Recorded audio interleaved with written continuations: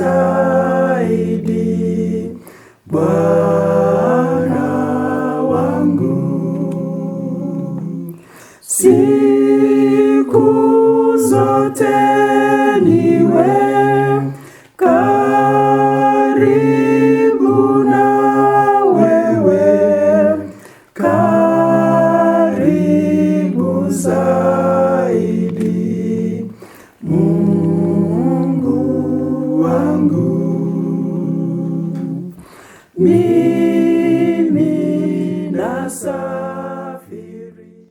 Msikilizaji mpendwa, ujambo mahali popote uliko wakati huu. Mungu akubariki na asante kwa kuchagua kuwa pamoja nasi katika kipindi hiki cha kukumbushana neno. Na wakati huu, kabla tujaendelea, ningependa tuombe ndio tuendelee. Mtakatifu Baba ishiye mahali pa juu, tunakualika upate kuwa miongoni mwetu wakati huu tunajifundisha neno. Upate kutufunulia maandishi matakatifu, na yale tutakayoyasoma Bwana tupate kuyaelewa, tupate kuyafahamu, na tupate kuishi kwa neno hili hadi wakati ujapo, kwa sababu tunaomba katika jina hili kuu la Yesu Kristo mkombozi wetu. Amen.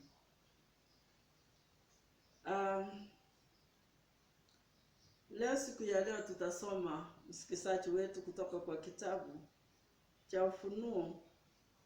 Ufunuo ni 12 na fungu lake ni la 7.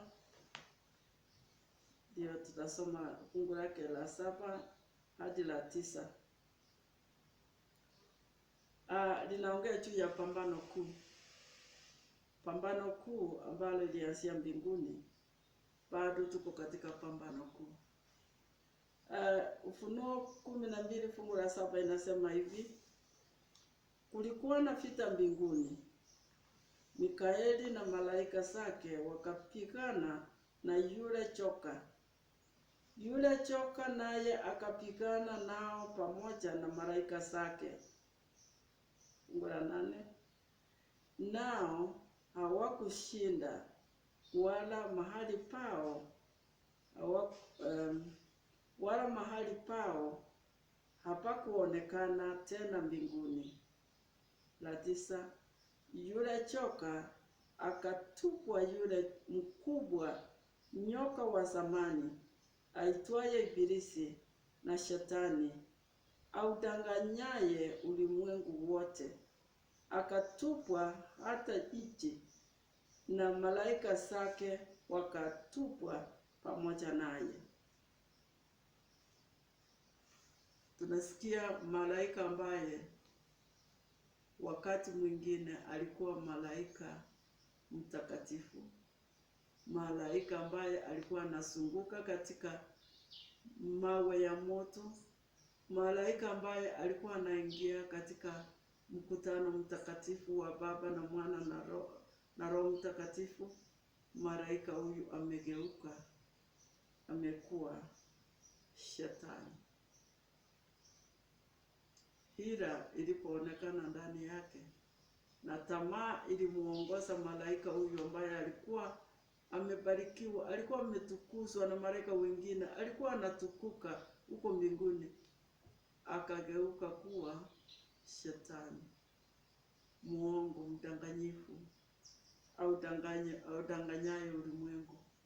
Kwa hivyo huyu malaika akaanzisha vita huko mbinguni. Na hiyo vita ile vita ilianzia mbinguni, ingali inaendelea. Vita ilianzia mbinguni. Vita vya kwanza vilianzia mbinguni na vinaendelea. Vinaendelea katika dunia yetu na vitaendelea mpaka mwisho wa mambo yote. Vita ilianzia mbinguni.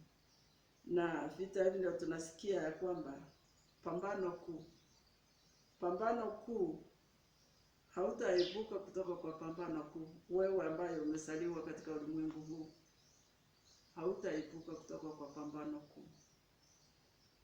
Tunaambiwa ya kwamba kila mtu ana sehemu yake katika pambano kuu hili ambalo lilianzia huku mbinguni, kati ya mema na mabaya. Hakuna hata mmoja atakayekuwa nje ya hali ya hili pambano kuu. Hata ukiwa tajiri, hata uwe maskini, uwe mume, uwe mke, uwe mtoto, uwe nani, uwe kijana, bali tu umesaliwa katika ulimwengu huu, hautakuwa nje ya pambano kuu. Utashiriki. Hata uwe mwema kiasi gani, hata uwe mnyenyekevu, hata uwe mtu wa aina gani, katika pambano kuu wewe utashiriki, uko pale. Tunaona ya kwamba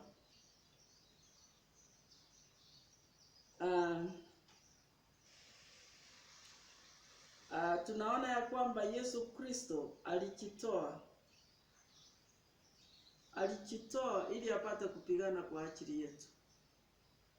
Anatuelewa vizuri, anajua sisi hatuna nguvu, sisi ni mafumbi tu, na kwa hivyo alijitoa mwenyewe apate kupambana na huyu malaika muasi. Na tunaona ya kwamba Yesu Kristo, bila yeye sisi hatuwezi kitu. Lakini tukiwa na Yesu Kristo, yeye ambaye alipigana na huyu malaika huko mbinguni, akamshinda, akamtupa nje ya mbingu, naye atatupigania, atatushindia. Tutakuwa washindi kupitia kwa Yesu Kristo, sio kwa nguvu zetu, sio kwa uwezo, sio kwa ujuzi ambao tunao. Hapana, ni kwa sababu ya Yesu Kristo. Sisi hatuna ujuzi. Huyu ni malaika na sisi ni wanadamu, mafumbi tu. Lakini Bwana Yesu ambaye ni hodari, yeye ni jemadari wa vita, yeye alipigana na huyu nyoka yule wa zamani, nyoka mkuu, mwanzilishi wa uongo, mdanganyifu. Alipambana naye akamtupa nje, naye atapambana naye. Yesu Kristo atapambana na huyu mkatili, atapambana naye na atamtupa nje ya maisha ya kila mmoja wetu, ikiwa tutajitoa kwa Yesu, ikiwa tutanyenyekea kwake, tumpatie nafasi ndani ya maisha yetu. Yesu Kristo apate kumaliza pambano kuu hili kwa niaba yetu. Na tunaona ya kwamba kitabu hicho cha Ufunuo 12, isome pole yote, uone vile pambano hili liendelea mbinguni. Swali linaweza tokea hivi: yeye Mungu wetu mtakatifu ambaye anatupenda, mbona hakuweza kumuua shetani alipomwona amekuwa shetani? Mbona hakumuua? Ni swali kubwa. Mbona hakumuua shetani ili aache viumbe vyake kama sisi tupate kuendelea kwa amani? Hivyo chipu hilo linatokana vizuri katika kitabu cha Biblia na hata kitabu cha Roho ya Unabii. Ukisoma hicho kitabu cha Patriarchs, tumesoma mara ya kwanza, Patriarchs and Prophets, page 22, 23, lakini uendelea umalize yote, utaona ni kwa nini Mungu angeweza kumuua huyu malaika ambaye aligeuka. Huyu malaika kengeufu Mungu angeweza kumuua. Ni kwa nini? Kwa sababu mara ya kwanza mara ya kwanza kabisa Mungu wetu ni wa upendo. Kwa hivyo angeweza kufanya kinyume cha upendo wake. Kumuua, hiyo ni kinyume cha upendo wake. Jambo lingine, sio kwa upendo wake ili apate kuishi mwasi hivyo.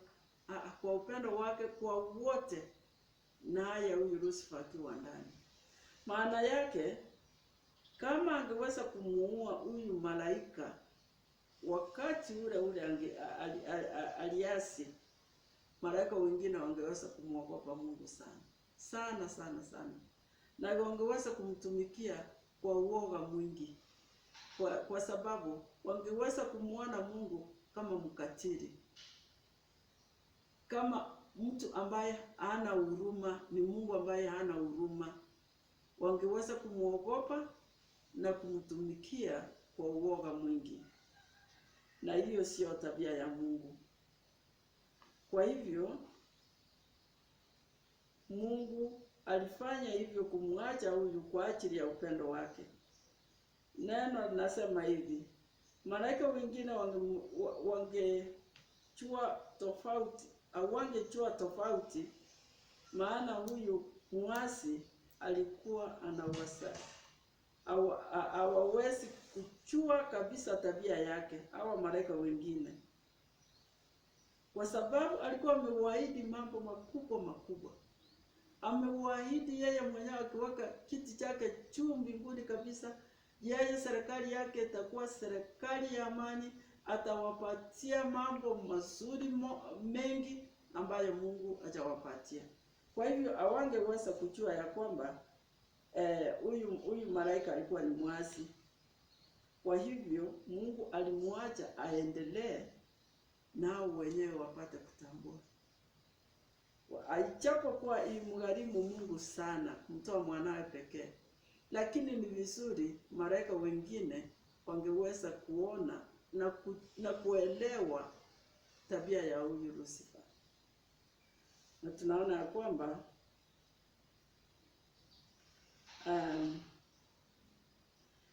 ya kwamba wangeachwa uangalie peke yao, wachague serikali ya Lucifer ama serikali ya Mungu Baba. Na tunaona ya kwamba yeye mwenyewe Lucifer hakuwa na serikali kusema kweli, na hata vile alikuwa anawaaidia hakuna kitu ilikuweko.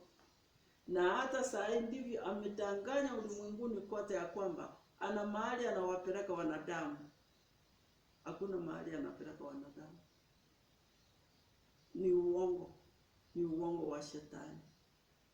Kwa hivyo Mungu Baba kwa wema wake alitoa nafasi, na hata saa Mungu hutoa nafasi. Hawezi kulazimisha mwanadamu amtii, la. Na hata kama mbinguni alazimishi malaika wapate kumtii, la. Ni kwa hiari, kwa upendo, kwa kujitolea. Watii Mungu kwa upendo, na ndivyo ametupatia wanadamu tupate kumtii Mungu wetu kwa upendo. Ni kwa upendo tunajitoa kumtii Mungu wetu. Tutende sawa sawa na mapenzi yake kwa kupenda, sio kwa lazima. Yeye Mungu hataki tumtumikie kwa kulazimishwa. Na kila mmoja katika ufalme wa Mungu akafanya uchaguzi wake bila kulazimishwa na yeyote. Viumbe vyote, hata na sayari zote, mahali Lucifer alikuwa anaruhusiwa kufika, alijitangaza vilivyo, na na mwenyewe yani ni kama mtu alikuwa na kampeni. Lucifer mwenyewe alikampeni, alitangaza na akapata wafuasi wale aliyedanganya na wakakubali. Aliruhusiwa afanye kampeni yake. Na tunaona ya kwamba hakuna hata mmoja ambaye Mungu alimlazimisha kufuata ukweli. Kila mtu alipewa nafasi atafautishe ukweli na uongo. Na ujue hiyo ndio ilikuwa wakati wa kwanza uongo kuonekana katika serikali ya Mungu.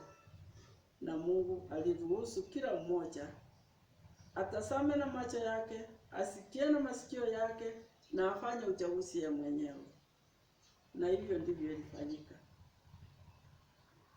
Tunaona ya kwamba sayari zingine hawakumfuata. Walimkataa. Vile Roho Mtakatifu aliwaongoza, walimkataa Lucifer. Lakini alipofika katika sayari yetu, tunaona ya kwamba alipata nafasi na akapenya, akaingia kwa nyoka, na nyoka sasa akaingia kumjaribu mwanamke ambaye alileta maafa ambayo tunayaona mpaka wakati wa leo.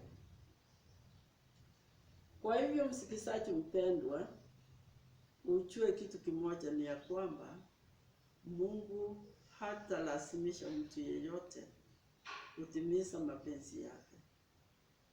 La, Mungu anakupatia nafasi. Wewe mwenyewe uchague kumtumikia kwa hiari ama ukatae kumtumikia. Mungu hatalazimisha yeyote milele. Mungu anataka upendo. Umfanyie kwa upendo, umtukuse kwa upendo, na mambo yote yatendwe sawa sawa na mapenzi yake, lakini kwa upendo. Kwa hivyo tunapokaa katika ulimwengu huu sasa unaelekea ukinguni, tujue ya kwamba Mungu wetu anataka tumtumikie kwa upendo. Mungu wetu anataka tumtumikie kwa upendo. Na tumutii sawa sawa na mapenzi yake. Sio kwa kulazimishwa, sio kwa kujilazimisha, lakini tufanye haya yote kwa hiari yetu sisi wenyewe. Ni Mungu wetu, ni Baba yetu, tu watoto wake kwa kuumbwa, na pia tuko watoto wake kwa kuumbwa mara ya pili, ama kwa kukombolewa, kwa ukombozi. Sisi ni watoto wake, na kwa uumbaji sisi ni watoto wake. Kwa hivyo msikizaji mpendwa, unaposikiza mambo haya mahali popote wewe yuko, ufikirie na ujue ya kwamba wewe ni mtoto wa Mungu. Wewe ni mtoto wa Mungu kwa uumbaji. Wewe ni mtoto wa Mungu kwa ukombozi. Na Mungu anahitaji sana uwe na yeye na uishi na yeye milele zote katika mji wake mtakatifu. Je, mtazamaji mwema, msikizaji mwema, unaweza kuchagua, ufanye uchaguzi leo kumfuata Yesu Kristo, ili mwisho wa mambo yote uishi pamoja na Yesu Kristo katika mji mtakatifu alienda kuandalia kwa ajili yako.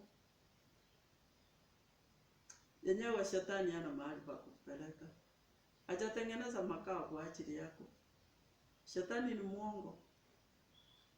Ni muongo na usimsikize, ana uongo mwingi. Lakini Yesu Kristo ametengeneza mahali pema.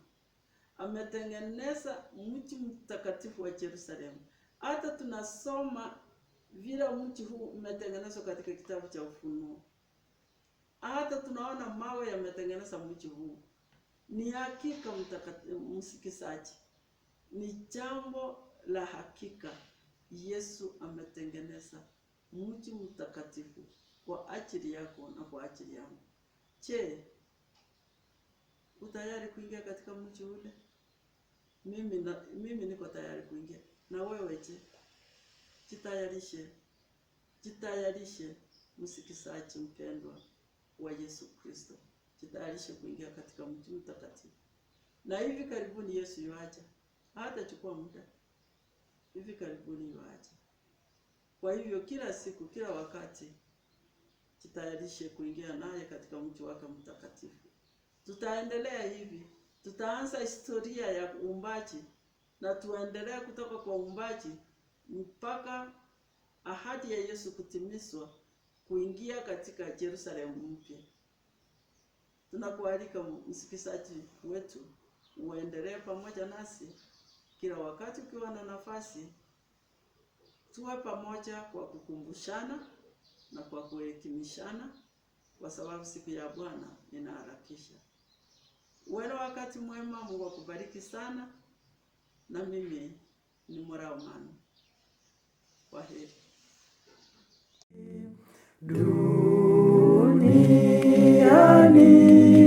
Duniani pa kupumzika